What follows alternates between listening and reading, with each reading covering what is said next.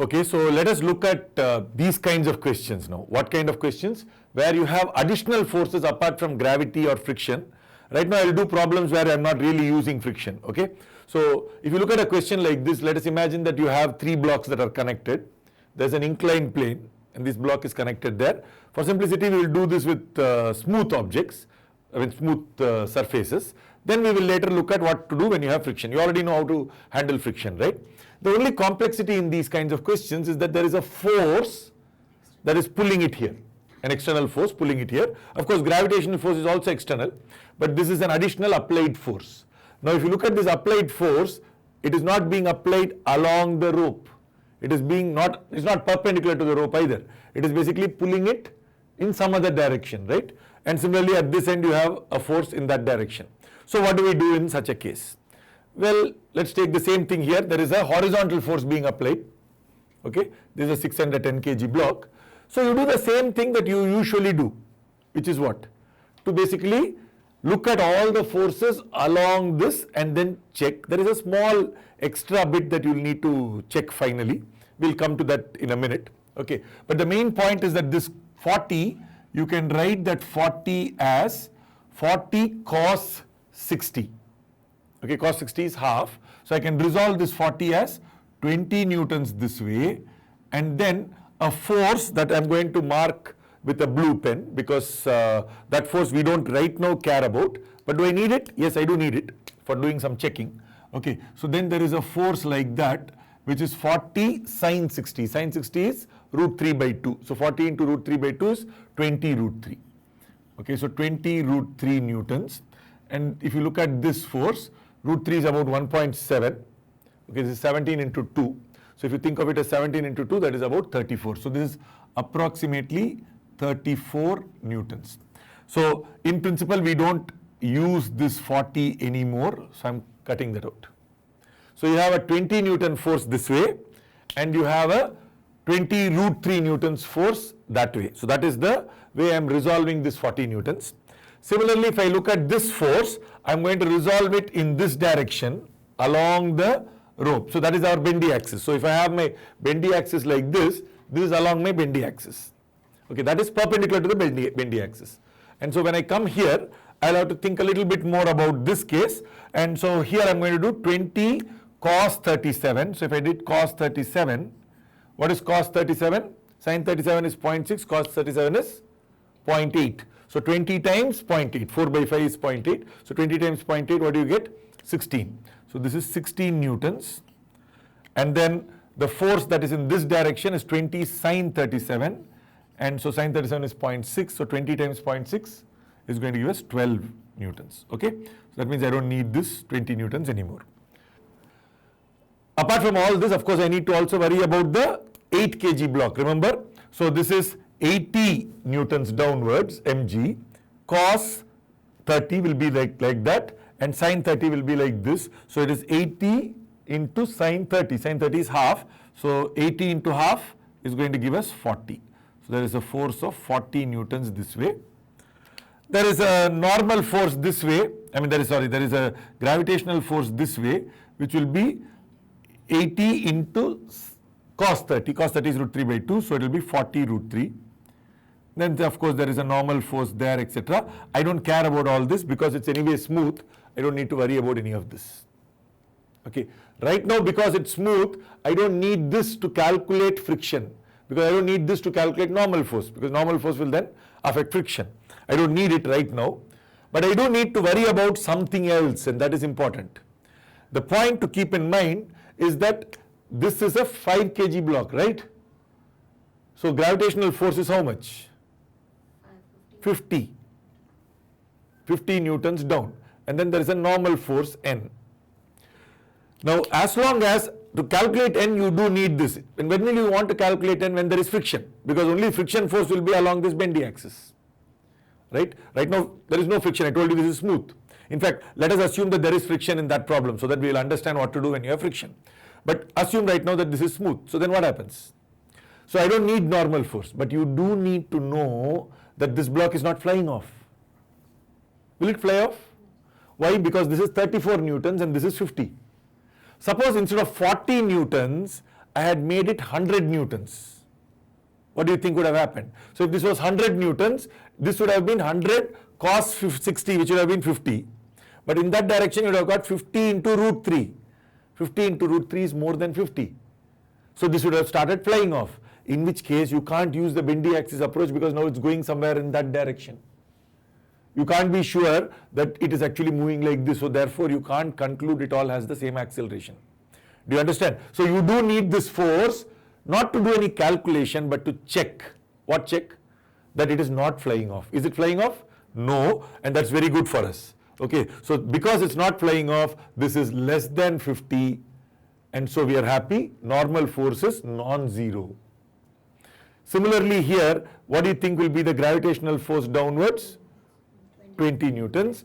12, 20, there is a normal force of 8, N1. It is not 0. You know that this is getting pressed. Having a normal force is good because you are pressing the floor down, you are not going to fly away. The floor will stop you by exerting a force that way.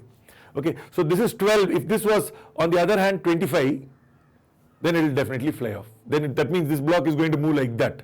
And then you can't calculate it just by a very simple, straightforward approach. You can still try to say, well, this is also flying, that's also flying, but the direction is not obvious. So then you can't resolve it like this because your axis is probably that direction. You have to worry about that kind of motion. Anyway, now at this stage, let's not think too hard about this. After this, I can solve. Okay. In this case, of course, you know that this is not going to fly away. So it's simple. So let us see, this is 20, that is 40, that is 16. Now you have to think about which direction it is moving. Which direction do you think it is moving? Is it going to move like this? But this is 20, that is 16. But what about this 40? Is going to be this way. So actually this object is going to move in this direction. Do you see? Though this is 16, totally in this direction, how much force do you have? 56. So you have 56. So let us check. And there's one more thing you need to check in these kinds of cases. So let us think before we proceed. Okay, so acceleration is 16 plus 40 minus 20 divided by 2 plus 8 plus 5. 2 plus 8 plus 5 is? 2 plus 8 is 10. 10 plus 5 is 15. Okay, so this is 20 plus 16, which is how much? 36 by 15. If I cancel out the 3, this is going to be 3 into 5, 3 into 12. So 12 by 5, which is 2.4. So the acceleration is 2.4 meters per second square. I hope that is clear. Everybody understood this? Right? Now let us think a little bit more. Are we sure that this is the answer? Was this correct? You see, this guy is moving at 16 and that fellow is moving, there is a force of 40. Maybe, suppose for example I didn't exert any force here, suppose there was no force here. What do you think would have happened? This will still slide down. But why will this move this way? Do you understand? If there was no force here, why should this move this way? It could have just remained here and this could have come there and there could have been a slack in the rope, right? So question is this rope under tension or does it have a slack? Is this rope under tension? Yes, because you see this side and that side are pulling it like that. So definitely it is under tension. And when something is under tension, it is good. Why? Because they will move together. So these two will move together.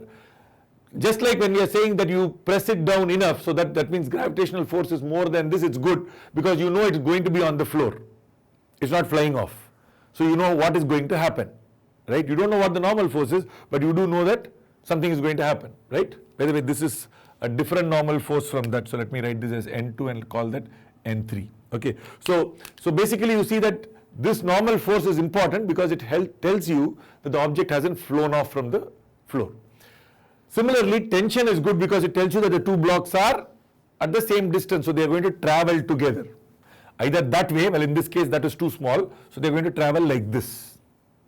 Okay, but the problem is this is moving this way, that is also moving that way, maybe that was faster, that looks like it is 40, but actually it turns out no.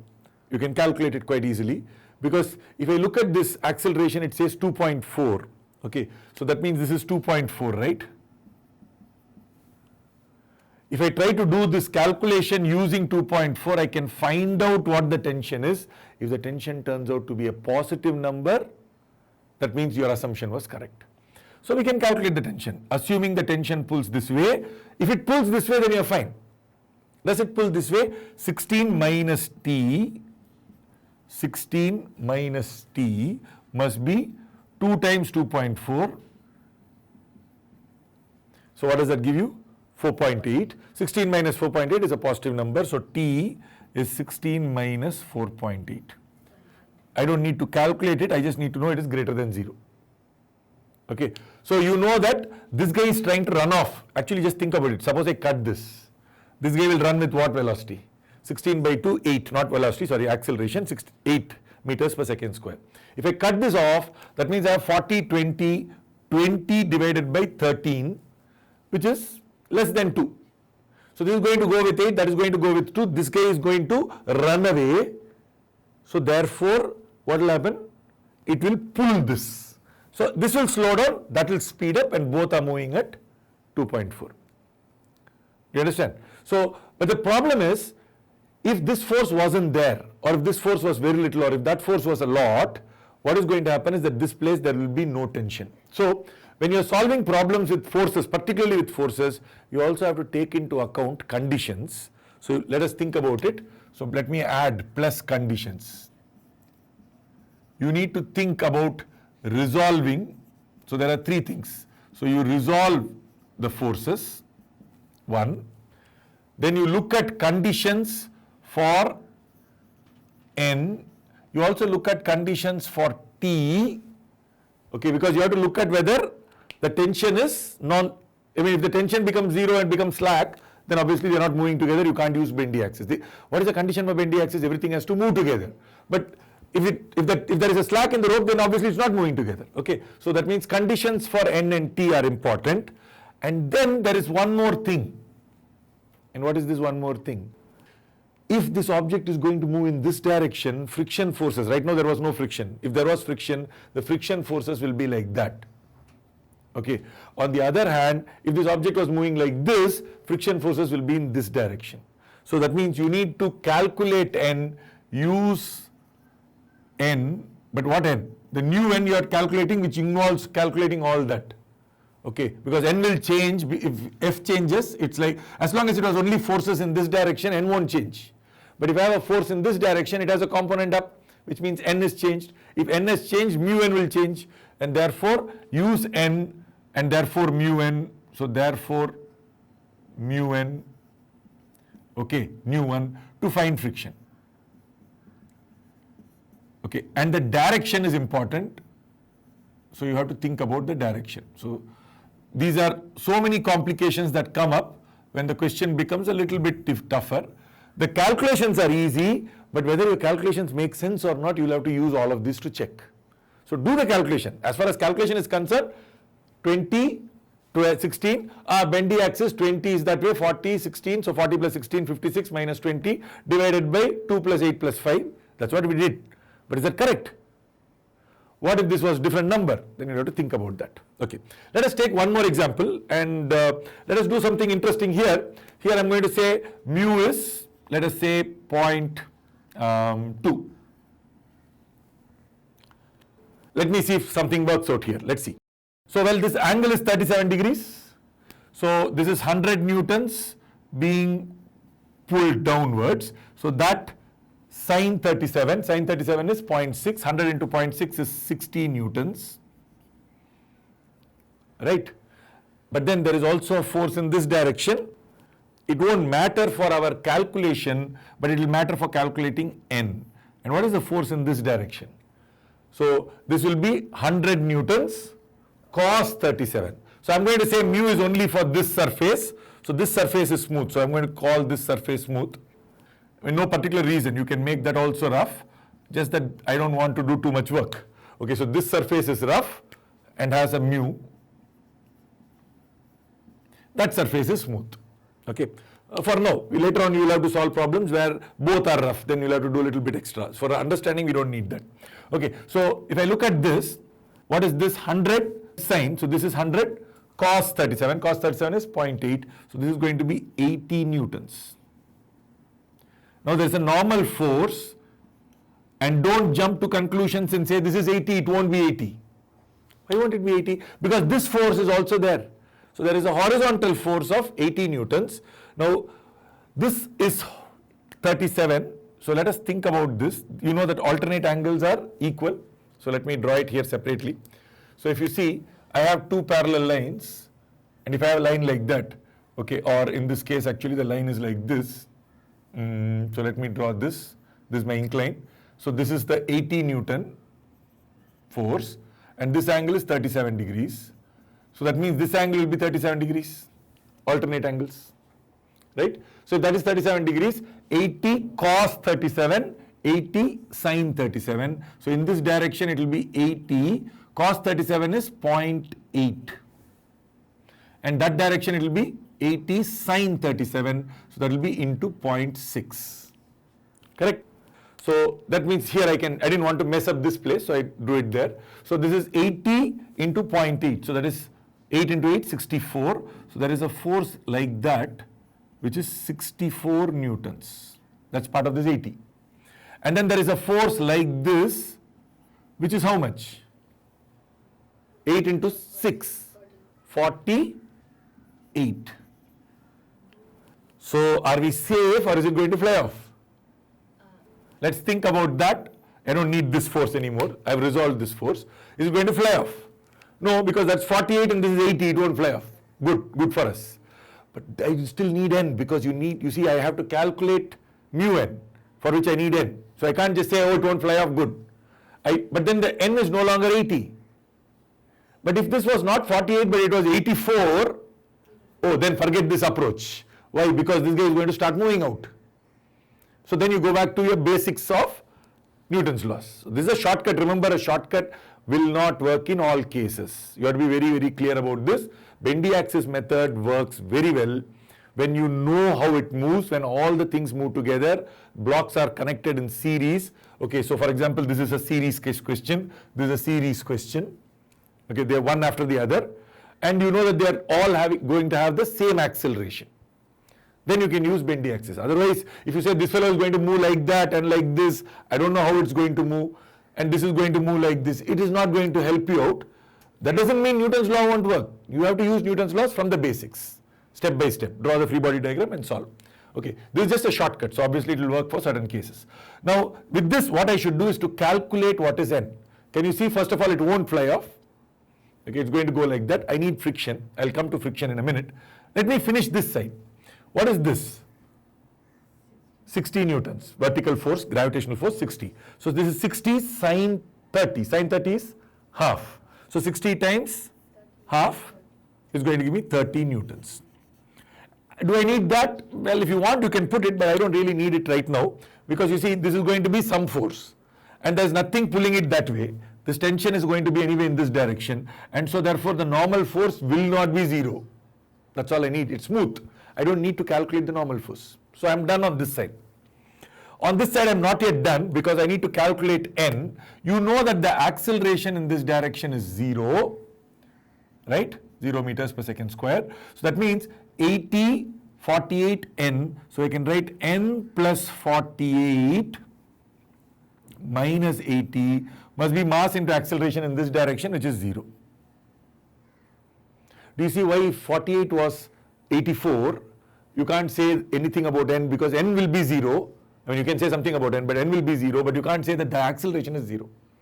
Okay, right now, of course, you can calculate. So this is n, 80 minus 48. How much is this? Well, 40 minus 8, which is 32 newtons. So I know that n is 32 newtons. So I can calculate mu n. What is mu n?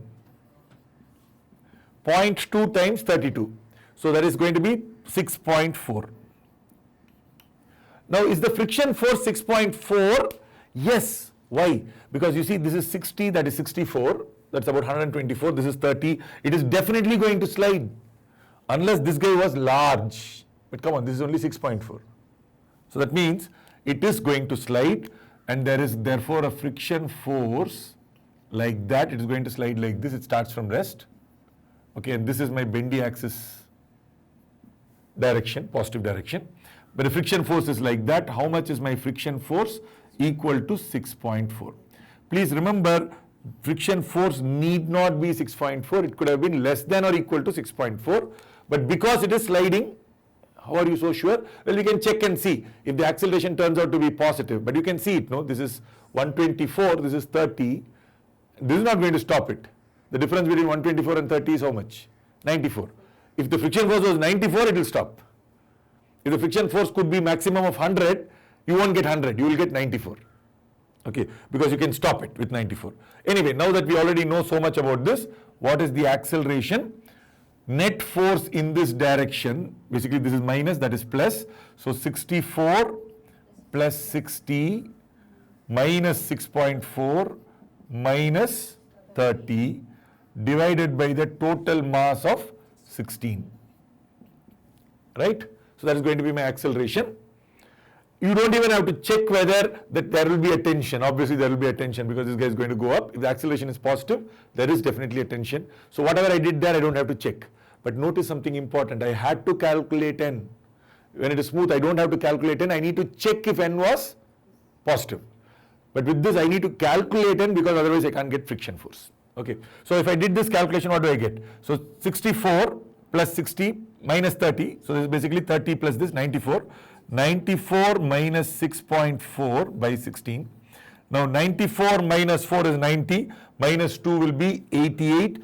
88 will give me 87.6 by 16.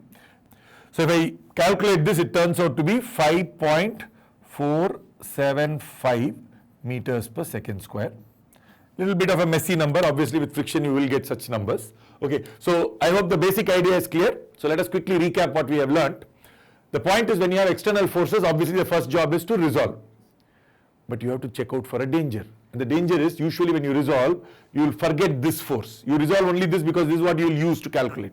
But the problem is if this force was too much, then it can fly off. The point is with a 2 kg block, generally gravitational force is 20. If you are resolving that, you won't get bigger than 20. But if I look at external forces, I can have 200 newtons on a 2 kg block. But the 200 newtons acting like this will give me a component like that. And if it gives me a large force like that, it will fly off.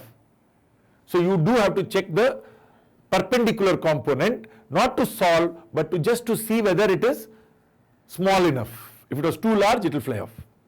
What do you do if it is too large? Go back to usual Newton's laws. Do it step by step. Okay. Actually, it will turn out that you can use the bendy axis for this component for a very short time, instantaneously. Because right now it still looks like this. It will take some time for this thing to start moving up, for the tension to start becoming in this angle, etc. But you still have an acceleration like that, so you will have to do both. So you definitely, it's a good idea to forget it and just focus on the full diagram. Okay. Second thing is if it is smooth, you don't have to worry about calculating n, you just need to worry about whether it is positive. Secondly, one of the things you do need to worry about is whether these blocks are really moving together, whether there is tension, or whether this block is moving slowly and that block is coming like that, so that means then there is a slack. So things like that you'll have to check. Check for conditions for n and t. Check after you find the answer. You'll find that it's easy. Quick checks. Okay. For example, n is positive. Okay, A is like this, so what should be the tension? Or tension is positive. Just check for such things. Okay. Then when you have friction combined with this, remember your n is no longer mg cos theta. N is also no longer equal to mg if it was a horizontal floor. Because in this case, for example, if there was friction, n will be 8, it won't be 20. Okay, so that means mu n will change, which means the maximum friction force will change. So therefore you will need that for this calculation. Instead of this force, suppose this 80 was acting like this, remember the 48 would have come like that, in which case it would have become 80 plus 48. Okay, so this will have become a large force, 120. Mu n will still basically be 120, 128, whatever. Okay, 128 into 0.2. Okay, it should have been how much? About let's assume it's 240, 24. You will still go down. You will still probably go down, not necessary. Oh, sorry, this is because you have 64. You will also have the 64 up. So the friction force may not be in that direction, it may turn out to be in this direction. So you will have to check a lot of different things when you have external forces which are applied, because they may not have any relationship to the mass. And you may have to even do that even when you have a regular mass question, but with external forces you definitely have to do that. Okay, and because the external force is not proportional to the mass, it could be anything. This could be 80, it could be 800, it could be 8. Okay, so you'll have to check all that, and then with friction you have to check whether friction force is less than or equal to mu n or equal to mu n. So when is friction force equal to mu n? F equal to mu n, when will that happen? When there is slipping, or when it is just about to slip, or about to slip. If it's already slipping, it doesn't matter. If it's about to slip, that basically means the forces are such that it's going to make it accelerate. Okay, but friction will be less than mu n when it is not slipping and it's not about to slip either. Okay, so there's a lot of, otherwise it will typically be this.